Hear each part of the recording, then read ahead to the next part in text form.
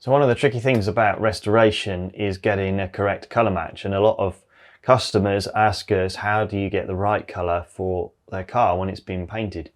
And that's a really good question, because some of the paints have been on there maybe 10, 20, 30 or even longer, and those paints are probably different from what they looked like when they were painted to how they do now.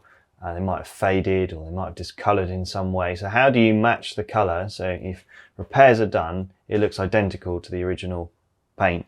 So let me show you through our process that we use. So our paint supplier is called Leckler. They're quite common in the industry, particularly in restoration. They give us a computer that has a complete list of cars mainly from 75 onwards, so we can look up a colour code. For example, this Lamborghini colour here, we can type in a colour code and we can find a colour, and we can check with our colour swatches that the colour matches well enough, and then we do a spray out just to double check that the paint matches the car we want to paint. But that's all well and good, but what if your paint's faded over time? Or what about if it's not an original colour, or it's been repainted? How do you match a colour then? This is a sort of day in, day out problem for restoration, and this is how we get around it. So we have a paint scanner that scans the paint on your car. So we'd choose an area that's fairly prominent, that is looking identical to the part that needs to be repaired, and we scan it with the camera. It takes an image of that and we import it into the computer. Now what's clever about this paint manufacturer, unlike a lot of the others, is it allows us to tweak that colour to be the shade that we want it. So we might take one photograph of it, mix the paint with our water-based scheme, adding in the tinters that are required, and then we would do a spray out. Once we have that spray out, we can then scan that spray out again with the camera, and it can adjust what it sees to what was mixed. And then we can do that another time and it comes up with an adjustment, and eventually there's enough adjustments that we can get the colour to be absolutely spot on. Now we also do a technique called blending, which we'll show in just a second on the car that we've just painted on the Escort down in the booth. But then there's another issue as well, because some colours are metallic colours, things like E-types, Aston Martins, sort of one of the first kinds to do metallic colours or pearl colours.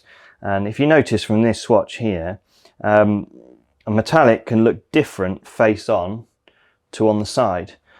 So we look at those two swatches there, they look fairly similar, but if you put them on the angle, the colour actually completely changes. So this is where we have to use our knowledge, our experience, to use the tinters that we have to adjust the tints. Maybe we might alter the coarseness of the metallics that's in the mix. We might add or reduce a flop controller that alters the shade on the side.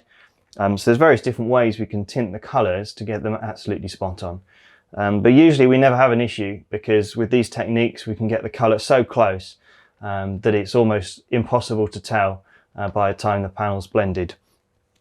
But that's just an overview of how we mix colours, how we tint them, how we prepare them for the customers to make sure that the match is spot on. So here's an RS2000 that we painted earlier today with our water-based scheme. So let me explain to you what blending is.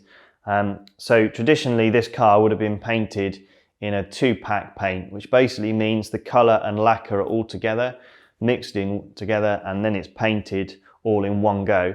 Now downside to that process is, say you've got a door here, the customer damages the corner here, or someone runs into it or something like that, and it needs to be painted. When you come to paint, your solid colour that's all mixed together comes right the way to the edge. So if it doesn't match perfectly to the door, it will never quite look right. But with our water-based paint, which is different, the colour goes on first, is dried down, and then the lacquer is applied over the top. So that means if we have some small repair here, once we're colour matched, we're all happy that it's reasonable, it's pretty close to the original, we can blend the colour over the small area that's needed and fade it out across the wing. And then when it's dry, we can lacquer the whole panel, so that the existing panel, the older paintwork, is next to the clear lacquer, and once they're both polished up, you can never tell that one's been painted on one's original paint. which is really useful technique. And you will never be able to see that blend. That blend is so fine and so difficult to view in the human eye, you'll never notice that that panel had been blended. So like with this restoration, we've water-based and cleared it. So in the future, if ever blowings need to happen on the car, it's not a problem for us to blow in small areas, repair small areas, and ultimately that costs the customer less money in the future as well.